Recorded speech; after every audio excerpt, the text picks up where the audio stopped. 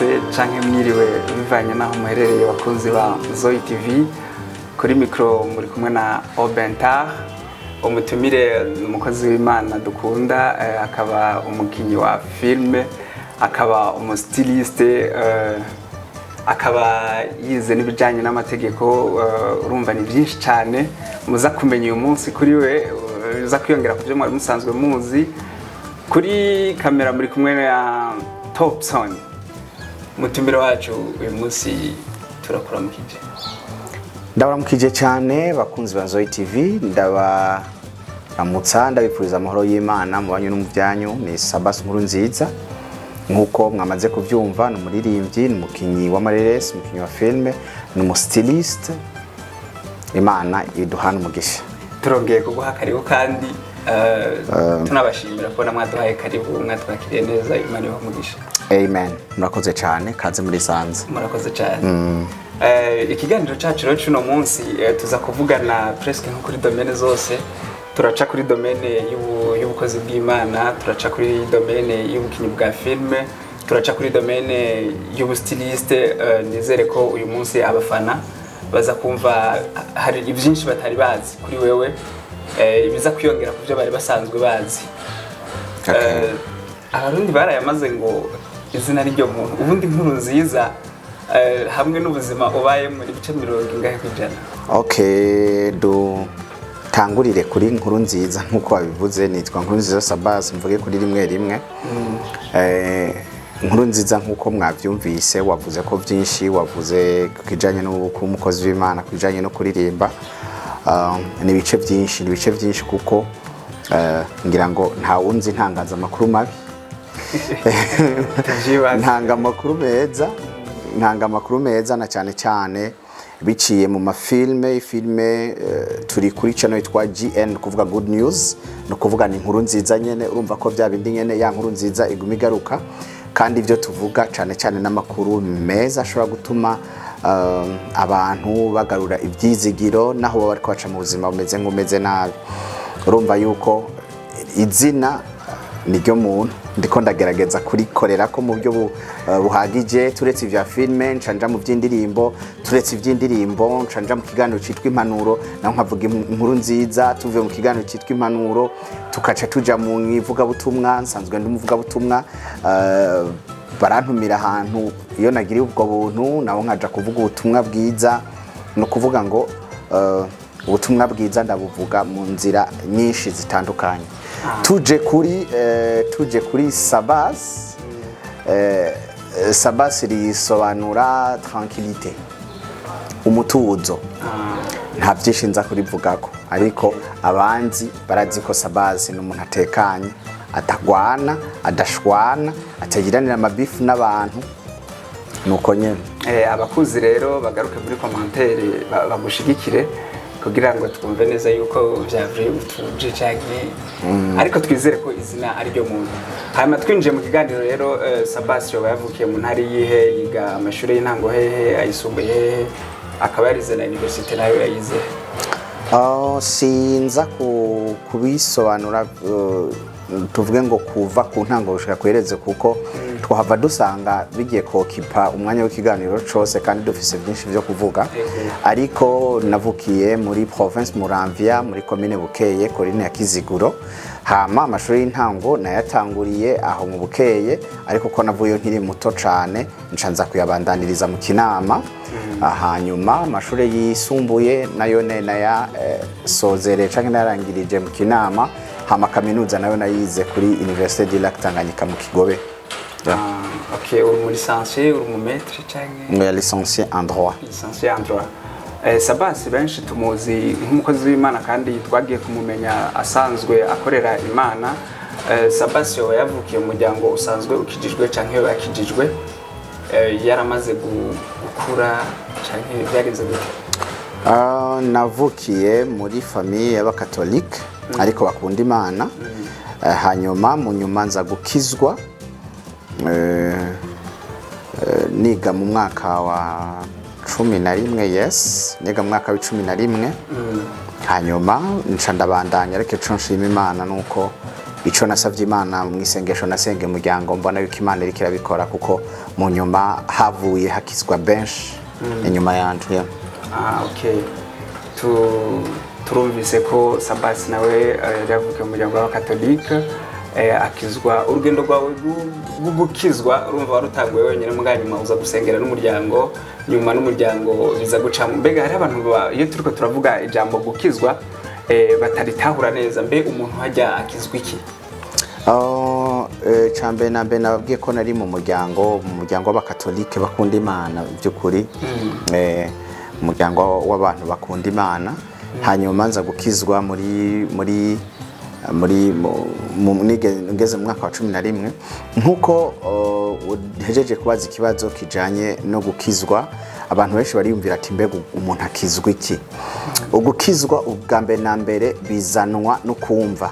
Ukumva naho nuko uba wabwiwe ukabwirwa ubutumwa bwiza bwa Kristo Yesu yuko ari umwami n'umukiza, ari we yapfiriye abantu, mu nyuma ukamwakira uzi yuko uwo Kristo wakiriye ari we yaje kuzira ibicumuro byacu, kuko twese twavutse umwe wese afise icaha, twavukiye mu caha, twavukiye mu muvumo w'icaha, kandi ico caha nta muntu numwe yokora ibyiza kugira ngo ashobore kuvyikiza. Hari igihe umuntu aca avuga ngo jewe ngurumva ngo jewe ngo nkora ibyiza gusa, ngurumva ngo biboneka yuko ngo narakijijwe ngo kubera nkora ibyiza. Oyaye, ahubwo tegerezwa kumenya yuko nta kintu na kimwe umuntu yokora kugira ngo yikize, kugira ngo arokore ubugingo bwiwe uretse kwakira Kristo. We yaje kuba impongano yacu, wewe yaje kwitanga, ari we novuga ngo ntango canke isoko ry'agakiza. Rero maze kumva ubutumwa bwiza ndamwakira nk'umwami n'umukiza, mwico gihe nari nkijijwe. Nakijijwe iki? Nakijijwe gwa rubanza, kuko ijambo ry'Imana navuga ngo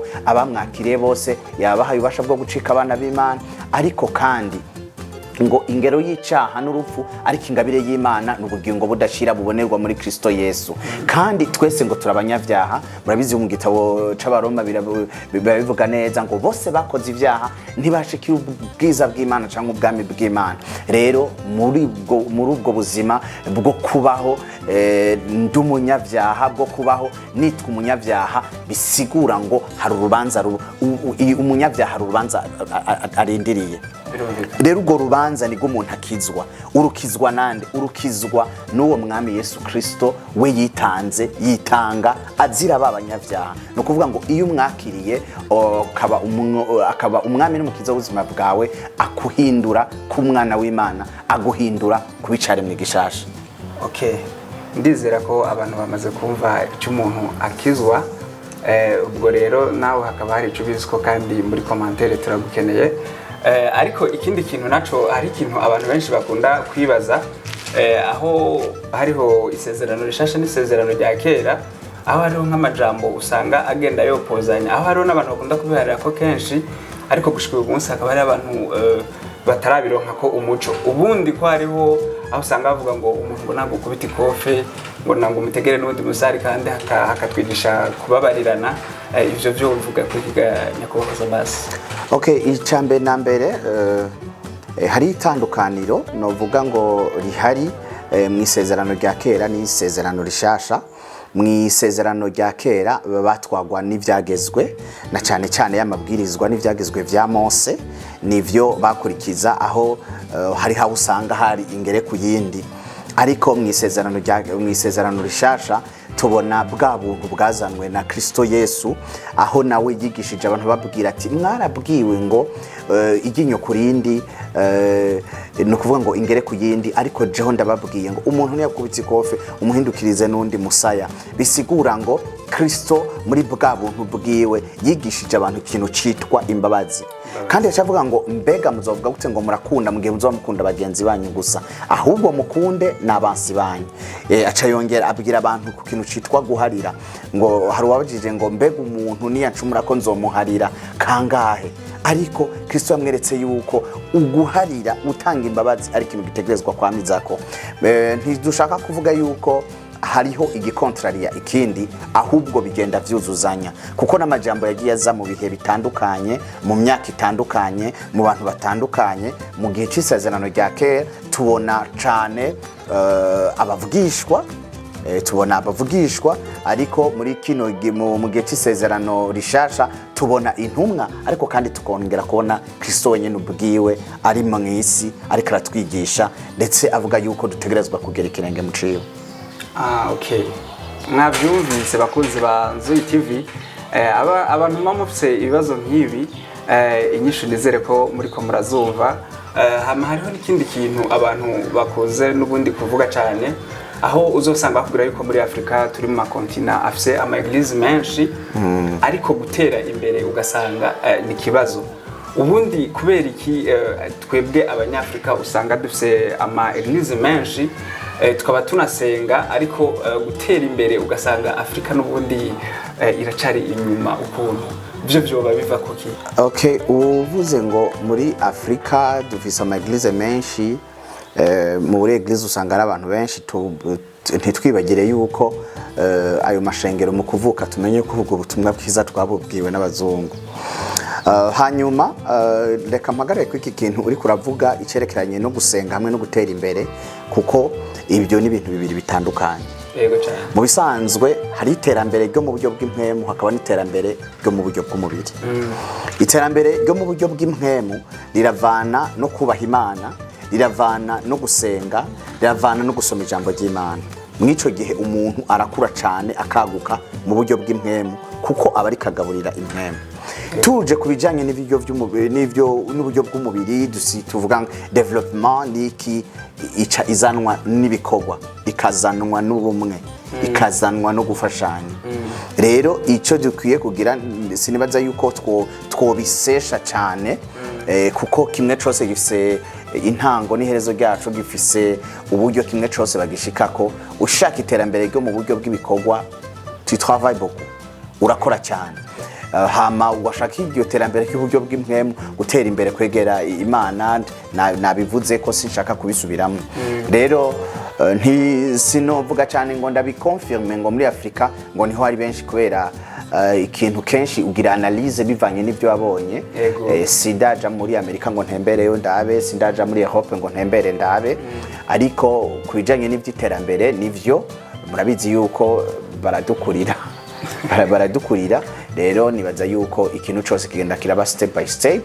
Kimwe gusa ahubwo noca ngira ko ntanga gusa nk'impanuro, ingorane ikunda kuba muri Afrika nko mu bijanye n'ivy'iterambere, hariho ikintu citwa inzigo, ishari, kudashigikirana. Ivyo navyo birica cyane iterambere.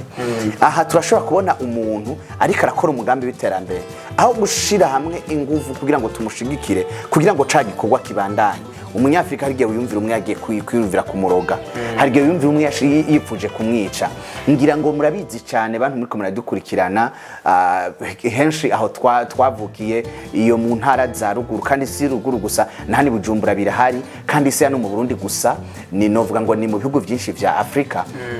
Hari gihe umuntu bamuroga bamuhora ngo afise abana bize, hari gihe umuntu bamuhora bamuza ngo ari karatera imbere, ari karatunga.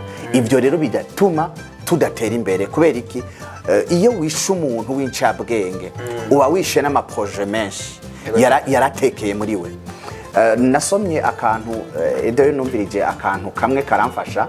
Umuntu yari karavuga ku kibazo cerekeranye no gukorora inda, aravuga ati burya Imana mu kuza hano mu isi canke gushitsa imigambi yayo hano mu isi ikoresha abantu. No kuvuga mu gukoresha abantu irungika envoyé yayo akaza akavukira mu nda y'umugore. No kuvuga ngo Sabbas no musi ariko aravugira ngaha ayi nuko Imana arizi ko no musi nzohavugira, yari ndungitse mu nda kwa Adelaide, ndakura none rabo no musi ndiko ndatanga kino kiganiro. Hari ibyo maze gukora bisigura ngo iyo nari gupfa canke iyo yanda yari gukoroka, hariho mission nari natumwe uno munsi ntari kuba ndiko ndashitsa. Rero iyo havutse incabwenge, umenye ko iyo ncabwenge ije kuba imfashanyo ku gihugu. Iyo ubonye umuntu afise ubumenyi, afise experience mu bintu runaka, yari umuntu twategerezwa gushigikira. Ariko hari gihe usanga hano amashari aravutse ngo nakayagize ibi, ugasanga hajemwe impfu, kurogana, kwicana, kudodoberezanya. Ico nico kigenda gisubiza inyuma novuga cyane cyane abanyafrika. Rero umuntu uri kuranyumviriza, twategerezwa gushira ingufu zacu hamwe kugira ngo twubake iterambere murakoze ico uvuze ndagushigikiye. Hama ikindi kibazo mpora nibaza, mpora ndakubona kuri stage nyinshi bagutumiye kuririmba kandi stage nini ariko ndamaze no kukubona muri eglise uri umuntu wisanzura cyane, igisirimba cinshi. Ubundi iyo uriko uratamba igisirimba akayashu koti akayashu kakurenze, ntora wiyumvira ati mbega abafana banyumvira kuki canke bambona gute? Uvyumvira kwiki iyo uri muri eglise ukisanzura kurya? Kino kintu reka ndakivuge, peut-être gishobora gufasha n'abandi benshi boba bamenyekanye, abo babitwa abastar, abo babitwa abanyecubahiro, abo babitwa abantu novuga ngo bafise urundi rwego bamaze kugerako. Iyo tumaze kwinjira mu nzu y'Imana muri eglise, tuba twinjiye mu bundi bwami. Urumva hano unsanze hano muhira no kwifatafata, unsanze ndi mu nama ndiko ndakoresha inama no kwifatafata, unsanze ndi muri Sabbas style ku kazi, ntegerezwa kugarda wa musabasi wa wundi nyenari. Ariko turinze duhurira mu nzu y'Imana, mon cher ami, haga turi mu bundi bwami, ubwami bufise umutegetsi abutegeka, nawe uwo ni Imana. Hajya rero twese turi au même pied d'égalité. Hajya nta mustar, hajya nta munyecubahiro, hajya nta muki, twese twategerezwa kugenda tuzi yuko Imana itubona nk'abana bayo. Nta kintu na kimwe dufise cyo gukangisha Imana ngo tugende kuyishitura, tugende kuyereka ko turabastar, tugende kuyereka yuko turabanya amafaranga, turabwiza tunga, tugende kuyereka ko turabanyecubahiro. Iyo tumaze kugera ahantu hitwa imbere y'Uhoraho, nta mukuru nta muto, twese turangana, twitwa abana b'Imana, ndetse twitwa intama za Kristo. None mu ntama hariyo haguruka ngo jewe ngo ndi star. Urumva ko ibyo bintu nta ntama zose zirasa, zose ni ntama, iyikuze ni ikirinto, zose zitwa ko ari intama. Mwico gihe rero iyo ngeze mu nzu y'Imana sinibuka ibindi bintu, mba nzi yuko ngeze imbere ya data, nduguruka uko ndabyiyumvamwo, uko ndiko ndayobogwa na mwe mu kubikora, nkabikora gutyo nyene, ntitaye ko ijisho ry'uwumbona, ntitaye ijisho ry'umufana. Tudabo hariya nta byo gufana biriyo, twese hariya turabafana ba Kristo, turabakunzi ba Kristo, nta wundi muntu dufana hajya. Rero niyo mpamvu iyo ndinze nshika mu nzu y'Imana, ndi kuri stage canke ndi hehe, ndi mu bundi buzima butandukanye kuko ndi no mu bundi bwami. Tunabigushimira cyane. Musanzwe abafana ubwabo barakunda gushigikira abastar baciye bugufi, kuko hari umustar ushobora no kuramutsa akakurya sima akakuraba gusa ntavuge. Oya nibaza ko ngira nuba takubonye peut-être ndasoma kuri mu ma commentaire kuri YouTube, ama bagushimira ati vraiment niyo banakwandikiye kuri IG cyangwa ngo uragerageza kubishura.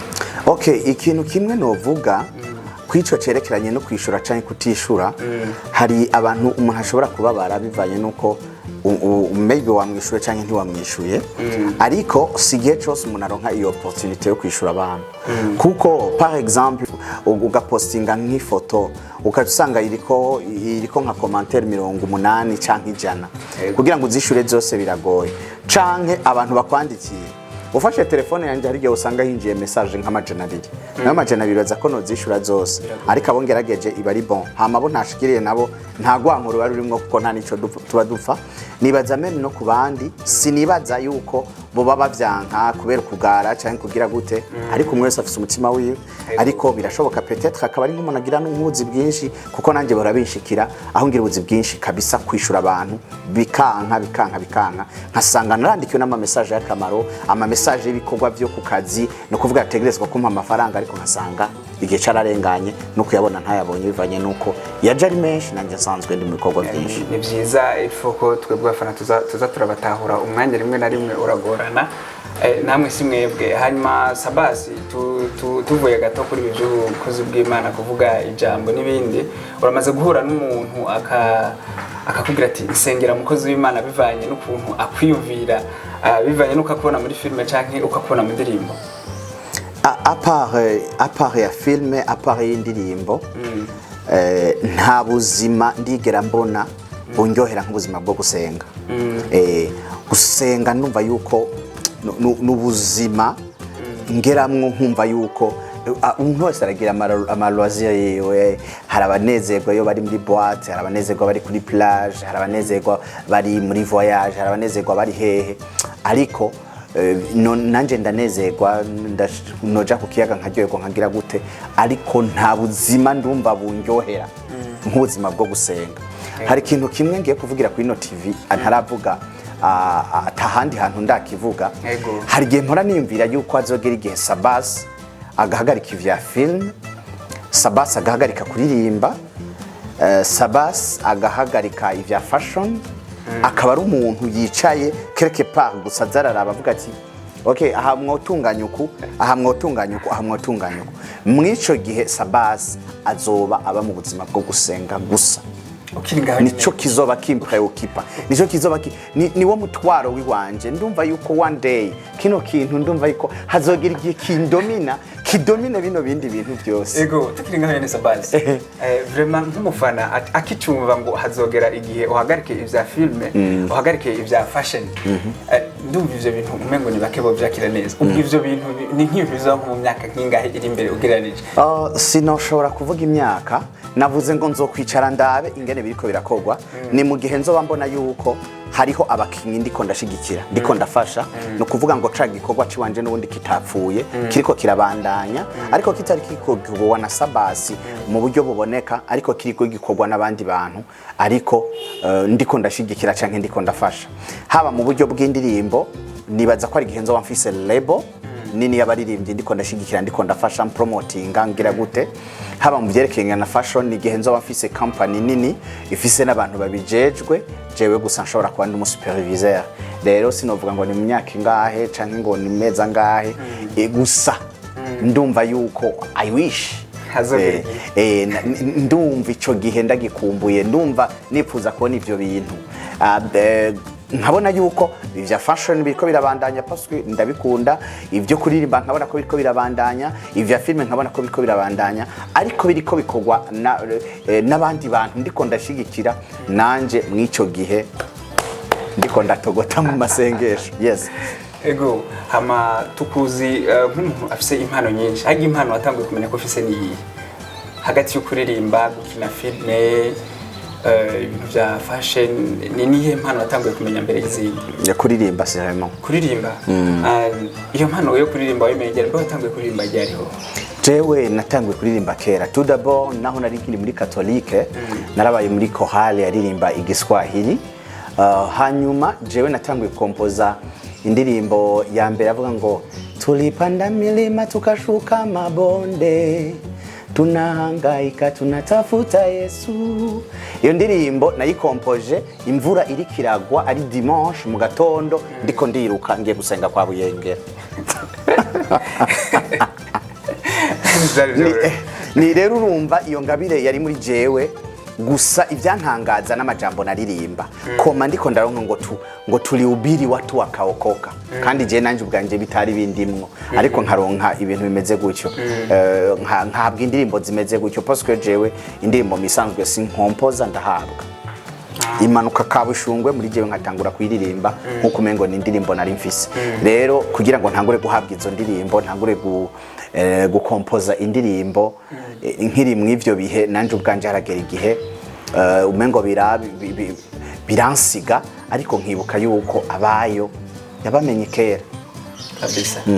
Mbajya ufise album zingahe? Nakoze album zibiri. Album ya mbere yitwa Igihe c'amasezerano, na nino album ya kabiri irimwo za ntituri shomeri turayora, yitwa Winuliwe. hanyuma nyuma yaho nabandanije nkora indirimbo rero jewe mfise indirimbo nyinshi ni gusohora ntarasohora kandi ama audio yakozwe Ane uturindira jiki utunyoteza kubera kandi wumva zihari. Okay, tout d'abord narimaze iminsi ndiye occupé cyane n'ibintu by'amafilme ariko bigatuma indirimbo ntakora nkuko nategerezwa gukora canke nta postinga nkuko nategerezwa gupostinga kandi zisanzwe zihari bivanye nuko asanga ku munsi kundwi ndekura film ariko ico kibazo naco naragitoreye umuti ubu amafilme twerekana kuri channel nshasha yitwa GN wewe uri uradukurikirana kuri Nzoyi TV nuje kuri YouTube wandike GN kuvuga ngo Good News Films aho rero niho ibikorwa ubu turiko turabikora ivyerekeranye na filme ibijanye n'ibiganiro impanuro niho abantu bazoza barabikurikiranira hanyuma ikibazo c'indirimbo rero kuri Sabbas Burundi ubu ngiye kuzibasuka ko nk'imvura twitege iyindi ndirimbo kuri YouTube yawe ryari kuko urumva wamaze kubitandukanya filme bavyubisikoze uzohora uzipostinga kuri GN Films hama ijya account twari dusanzwe tumenyereye ubu twizere kugiye kubiye indirimbo gusa hama rero twitege indirimbo nshasha gari bitege video nshasha y'indirimbo yitwa Habari Njema Habari Njema inkuru nziza ni indirimbo igiye gusohoka very soon itabaye mu iyo ndwiza yoba mu ndwi ikurikira sindamenya neza na neza date ariko wumve yuko ari indirimbo igiye kuza vuba n'izindi nyinshi zosha zigenda zirakurikira ego hama tukiri kuri kote y'ukuririmba kwawe twitege indi featuring iri international gari tubirimwo cyane nashaka gusimbira muri Kenya kugira ngo ndabe hariya naho ko twoja kwagura y'umuhora mu baririmbyi muri Kenya muri Tanzania twarakoze duko turaba dusimbire muri Kenya naho kugira ngo turabe ko muri Kenya naho tworaba umuntu dukorana featuring kandi birimwo biri mu migambi mu Rwanda no kuvuga ngo ndiko ndashaka kugira na collabo cyane n'abantu bo muri East Africa ariko harimo na collabo nyene yumwe mu baririmbyi basanzwe bare hano mu gihugu c'u Burundi no kuvuga ngo ibikorwa birahari ego abakunzi ba Sabbas musanzwe mukunda ukuntu aririmba murumva yuko mu ndwi iza canke izokurikira murumva yuko adufitiye igikorwa gishasha indirimbo nshasha go yitwa Habari Njema sinzi ko nawe wabukeneye inkuru nziza ariko je ndayikeneye cyane ego hama none filme Ubuzima umengo riko yegera ku musozo kandi iyo filme turayikunda cyane Sabbas twizere ko tagiye kwimara irya filme filme Ubuzima turi kuri partie 14 tugiye kuja kuri partie 15 ariyo tuzobona mercredi de la semaine prochaine hanyuma hariho saison turiko turategura vuba nayo abakunzi tugiye kubahereza no kuvuga ngo nigihe filme Ubuzima izoba yaheze ntituzobasiga mwenyene ntituzobasiga mwirungu hazoba haje iyo yindi kandi nayo mvuge ngo iki irarura n'umuriro iraturira rero urumva mugume mwiteze ibintu byiza ibintu bishushe ibintu bimeze neza nimwabaze yuko tuzokwigera tubasiga mwirungu nta na gatoyi ahubwo no kuva mu bwiza tuja mu bundi nta kurokira ahubwo no gutera tuja imbere ni na Sabbas inkuru nziza muri filme amaze guhabwa intebe kandi nizera ko ari mu bibanza by'imbere kuri twebwe abafana aho tumaze kubona umaze guparticipa mu ma evenement menshi hariho n'abategura amahiganwa bamaze kugutumira filme zawe za performing mbe umaze kuronka ubushimwe bungana gute Sabbas kuko turamaze kubona ama certificate n'ubundi bushimwe bwinshi umaze kuronka ubushimwe bungana gute muri industry ya film muri industry ya film novuga ngo natanguye mfise ndiko favor ndiko buntu parce que ino filme Ubuzima murabizi yuko niyo n'umuntu mwaka nyene niho Sabbas atangwe guhagarara nk'umuntu akina filme ku giti ciwe ni kuva mu kwezi kwa mbere igice cya mbere cyasohotse le 22 janvier 2022 urumva yuko n'umwaka nturahera umaze kuronka ubushimwe bushika kuri bubiri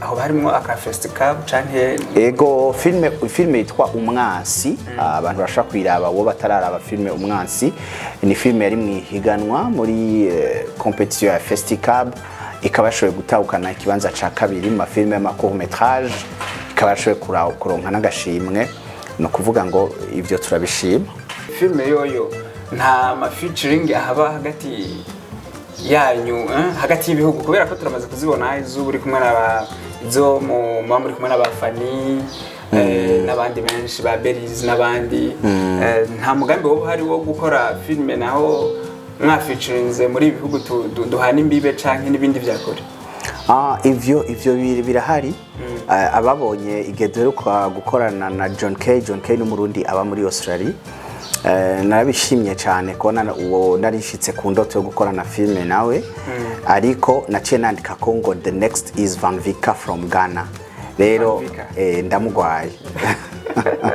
ndamugwaye Van Vika from Ghana ariko kandi siwe wenyene hariho n'abandi habaza za Tanzania mu Rwanda n'ahandi indoto zacu no kugera kure indoto zacu no kugera ku rwego international no kuvuga ngo rero mudusengere hamwe n'Imana byose bizoshoboka niho novuga ngo intango iragoye utwo mona tutameze neza mugende muri twihanganira intango iragoye ariko turazi yuko the victory the success is our goal kuvuga ngo intumbero yacu no gutsinda no gushika ku ntsinzi parce que GN tuvuga ngo ni double favor without limit dufise double faveur kandi nta ma frontière nta limite dufise rero Imana nizotuma bikunda nizotuma tugera kure nizotuma tuba aba international nkuko tuvyifuza canke nkuko twatanguye kuvyita ko kuvyiyatura ko tuvuga ngo good news films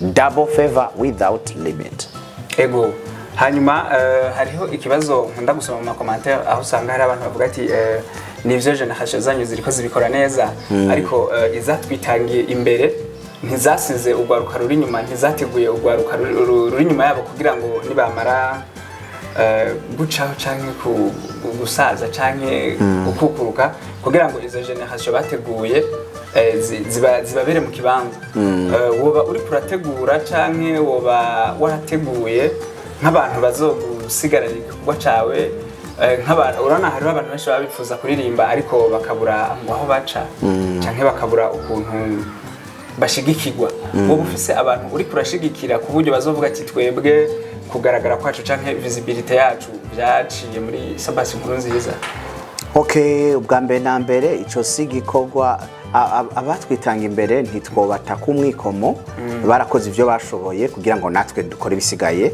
hama tugiraho tubigejeje natwe tubisigira abandi ntituje kuvuga ngo nitwebwe tuzobirangiza canke tuzoshitsa abantu mu masezerano tuzopfa n'abandi basigare barakora ariko ico dushima nuko ariko aravuka ama initiative menshi yo gushigikira abakinyi canke indirimbo nka jewe do ma part twatanguye igikorwa cyitwa itara ry'umuririmbyi mu Burundi itara ry'umuririmbyi mu Burundi tumaze gukora edition zibiri turiko turashika ku ntambwe novuga itari ntoyi cyane turiko turashigikira abaririmbyi ku buryo naho tuzoba tutakibikora nkuko nabivuze habe hari abandi bantu bariko barabikora kandi babikora neza rero novuga ngo niho turiko turashira ingufu pour le moment gushigikira ariko muri domaine ya filme naho muri GN mu gwacu wa GN turafise abantu turiko turaforma turiko turagerageza gufasha kugira ngo ejo bazobe abari bo bahagarariye abandi ariko si twebwe gusa nibaza yuko mwaraye mubonye yuko Fanny Lavine hamwe na Liber baraye batanguje Burundi Film Academy iyo Burundi Film Academy hakaba baha akaryo babantu bifuza gukina filme ariko badafise ahantu babitanguriye kugira ngo bashobore kujamwo baronke ubumenyi bushobora kubafasha gutangura afise aka experience abazohura n'abakinyi novuga ngo binzobere bagaro n'abandi bantu babahinga mu byerekanye na filme babigishe babashigikire babafashe rero mpana congratulations to Mr. Ribat and Fanny Lavine Mrs. Fanny Lavine kuko ni gikorwa kidasanzwe bariko barakora rero urumva haba muri kote y'indirimbo hari abantu bahari bariko barazana ama initiative nkuko umva twatanga itara ry'umuririmbyi muri kote ya filme urumva haravutse Burundi Film Academy nibaza yuko ataco abantu bazokwireguza canke bazokwidoga bavuga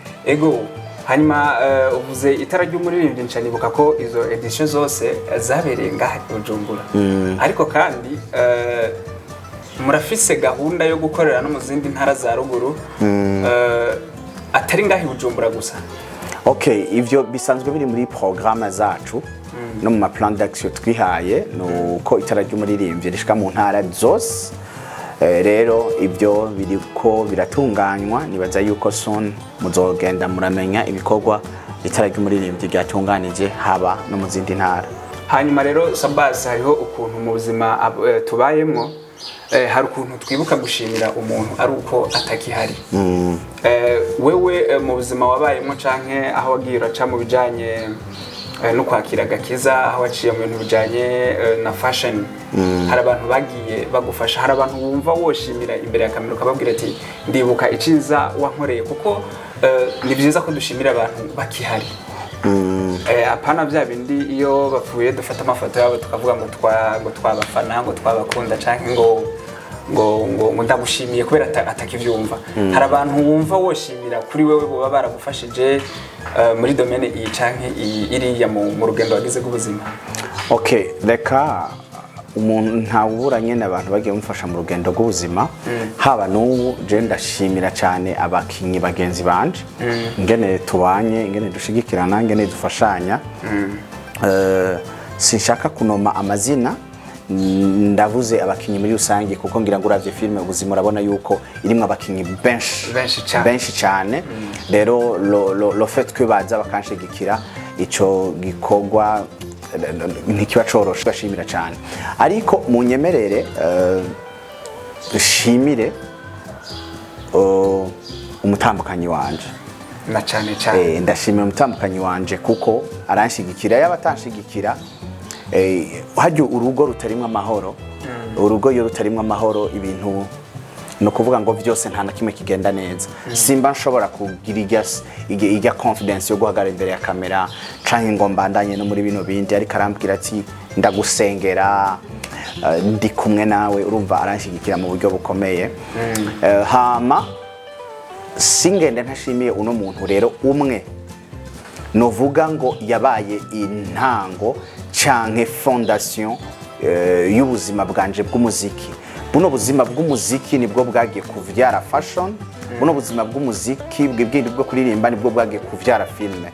No kuvuga yuko no muntu adasanzwe, no muntu witwa Pasteur Nibogora Gervais, niwe yabonye impano yanje ubwa mbere, yemera no kundungika muri studio kuri album ya mbere, ankorera indirimbo 6.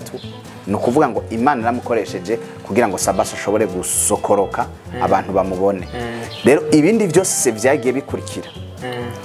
Ivyo nakoze mu bijanye na fashion, ivyo nakoze mu bijanye ndiko ndakora mu bijanye na film, ivyo nakoze mu bijanye n'indirimbo, byose vyenena kuri cya kintu kimwe. Natanguriye ko indirimbo, naho umuntu Imana yakoresheje ni Pasteur Nibogora Gervais, yayoboye Eglise Yesu n'Umwami mu Bukeye. Imana imuhezagire kandi imugire neza, imwiteho, yiteho n'uruvyaro rwiwe, ndetse n'abazomukomoka ko bose bazokwame babona ineza y'Imana kuko nawe yangiriye neza. Natwe tumushimire nk'abafana bawe kuko urumva iyo atahaba ko mbere hari n'igihe twari kuba turiko tubona undi Sabbas atari wo tubona uyu munsi. Nyakubahwa Pasteur Gervais, Imana ibahezagire, mubandanye mushigikira n'abandi kugira ngo igihugu cy'u Burundi kibandanye cyunguka impano nyinshi. Hama rero Sabbas, tunarangiza, iyo abantu bakubona wambaye gutya, ikindi gihe bakakumva nk'umuntu w'umuririmbyi akomeye cyane kandi aririmba indirimbo mpimbazamana, abantu bavyakira gute ubu? Reka mbaza abafana, nambaye nabi? Wambaye neza. Nivyo nashaka kumenya. Wambaye neza cyane. Nivyo nashaka kumenya. Okay. Ndabisobanure gatoyi. Hari abantu bambona mu mafoto atandukanye nambaye ibintu bitandukanye, bakiyumvira ati none uyu ni wa muvuga butumwa we niyande. Mumenye ikono muvuga butumwa atekeyemo ibintu byinshi. Numuvuga butumwa w'umustiliste, numuvuga butumwa wiki, kandi hamwe na hamwe mba ndiko ndagaragaza canke ntangaza canke ndiko ndapiblia model mashasha, impuzu nshasha, kandi noneho sinshobora guhamagara ngo abantu ngo baze kuberwa na je ubwanje ntashobora kuvyambara bashavuga ati none ibintu wewe atambara atubahuka kwambara abiduhamagarira gute twebwe tuvyambara hanyuma nibaza mu kintu nambara igituma nibaza yuko uretse kuko mu bisanzwe nta kintu umuntu ashobora gukora ngo anezereze abantu bose ndavyumva mu bintu byose uzokora kandi ntuze wigere unakora ikintu kugira ngo unezereze abantu tout d'abord satisfaise umutima wawe umve ko umutima wawe unezerewe ariko kandi wumvize ko umutima wawe ikintu uri kurakora atarubanza ruri mu mutima no kuvuga mpemu yera atarubanza ari karagucira nk'iyo niyambariye gutya mpemu yera nta rubanza ncira kuko ntambaye impuzu n'undi muntu wari wese yo kwambara urumva impuzu wari wese yo kwambara en plus impuzu ndamenya ingene ndazitandukanya bivanye naho ndazambara nta muntu yonsanga nagiye gusenga nambaye gutya for example ariko no musi turi mu kiganiro ushobora kuva ngani mu isoko ushobora kuva ngani nigira ku kazi naco bitwaye ariko mvuze ngo ngiye kuvuga ubutumwa ucumenya kibanza ugiyemwo ukamenya ukwitwara gute ukwifata gute rero urumva mwico gihe mvuze ati ngiye kuvuga ubutumwa nshafata kaga costume nkashirako nkazisana kankora cravate nkaniga yene urumva nkasobeka nyene ibintu bikagenda neza ariko kandi nibaza ko abantu barabitahura impuzu yo kuryamamwo impuzu yo kugenda ko kuri yo kugendamwo muri plage impuzu yo kujana gusenga si zimwe imwe yose igira ahantu yambagwa ariko kandi ukaraba yuko iyo mpuzu wowe ubwawe atarubanzi gucira sino uwundi muntu kuyicira urubanza biroroshe ubutayambaye kuyicira urubanza ibintu biri simple kubera iki ashobora kuba atayikunze kandi kutayikunda ni uburenganzira bwiwe ariko ari ikintu bibagira ikintu cyitwa unité dans la diversité ubumwe mu budasa abantu ntidusa ntiduhuje ibyiyumviro ntiduhuje amaguru ntiduhuje ibyo dukunda n'ibyo kwambara umwe aravuga ngo je sinopfa nambaye jeans undi akakubwira ati nanje sinopfa nambaye igitambara umwe akakubwira ati jewe sinokwambara agapira ndi umukozi w'Imana ngaho hava haboneka undi nawe ati je amashaka aranjena rero ubwo ni bwa budasa ariko muri bwa budasa nitwibagire kugiranira iki ubumwe no kuvuga kugira ngo bwa bumwe buboneka ndakubaha wewe icuri nico ukunda nanje ukanyubaha icondi nico nkunda hanyuma twaca tubandanya muri twebwe ntiwanke kumfasha ngo ngwingwine ngo cambaye ngo no oya rero nibaza yuko ico ndacishuye neza birashoboka umwe ntabikunda uwundi akabikunda ariko birasobanutse kandi nawe utabikunda ndagutahura kuko nawe ibyo ukunda ashobora kuba ntabikunda nawe rero untahure ego bimeze je numva bitahure hanyuma rero Sabbas company hari abantu batazi yuko ari company yagutse hari abantu batazi yuko umaze kugaragara mu menshi uwo tubwira nk'abastar nk'ababicaye batatu umaze kwambika kugira abantu bumva yuko biri seriye akazi kawe kagaragarira benshi ahubwo ubutaraza ni watangaje nayo umustar kabatanaza vraiment kwambara muri Sabbas kwambikwa na Sabbas ngira ngo mwarabonye ko umukozo festival bari de Dauphine deuxième Dauphine wa Miss Burundi yari yambaye Sabbas kandi mwarabonye yuko abantu bose babishimye babinezerewe nitwe gloire Aime Gloire ishimwe kandi thank you so much hanyuma ba Estanish ba Masterland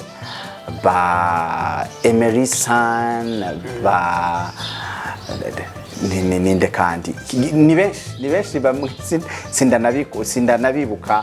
sindanabibuka n'amazina ariko maze kwambika abantu benshi batandukanye ba tugiye muri filme aba ba Fanny Lavine aba ba Alvela aba ba Sandy Nduwimana abo ba Kamikazi aba ba inde umuntu ntarambika ninde anyiyibutse bantu b'Imana karibu muri Sabbas company murumva yuko iri ku kazi utaraza sinzi icurindiriye hama kandi bo babazi yuko wambika no madoti ya diplome n'ibindi ahubwo ico nico cingenzi mu bisanzwe urabona yuko ubuzima bwa kino gihe basha kuryoherwa na gatoyi kuko utaryohewe urumva nta kundi urumva izuba ni ryinshi murabona ko n'imvura yaratevye fugo rero utegerezwa kwiremera isi y'umunezero uba abantu barambara neza mu maphotoshoot atarubanza bagiyemo ariko hamwe n'ivyo uretse ko twambika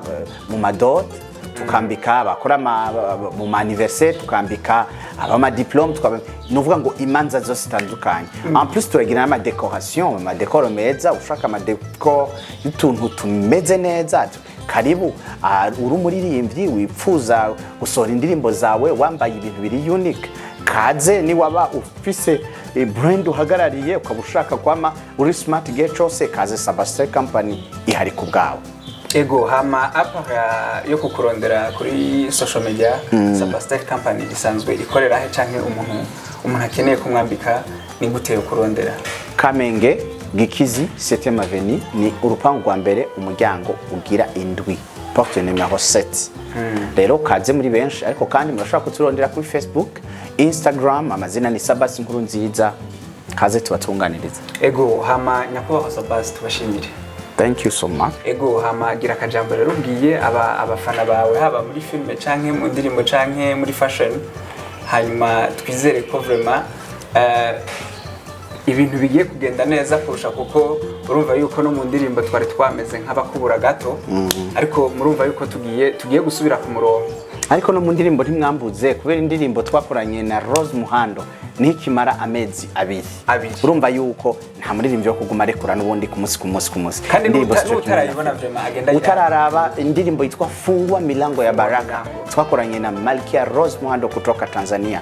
Nenda pale channel ya Sabbas Burundi ucheck ninajua utabarikiwa sana. Hanyuma reka nshimire cyane abadukurikiranye, nshimire cyane abafana ba filme indirimbo n'ivya fashion dusanzwe dukora. Imana yo mwijuru ibahezagire, hanyuma nawe udusengera Yesu aguhezagire cyane kuko amasengesho yanyu niyo atuma dukomera na cyane cyane tukagira ama revelation ama inspiration y'ivyo dushobora kubashikiriza. Imana yo mwijuru, Imana nyana mahoro ibandanye kubahezagira naho gutaha murakoze. Bakunzi ba Nzoyi TV turabashimiye mwe mwadukurikiranye jya muri commentaire utubwire undi mustar ushaka kugira ngo tumurondere tumubaze amakuru namwe kandi Imana ibahezagire cyane. Kuri micro mwari kumwe na Obentar umutumire yari Sabbas inkuru nziza, behind camera muri kumwe na Topson. Murakoze.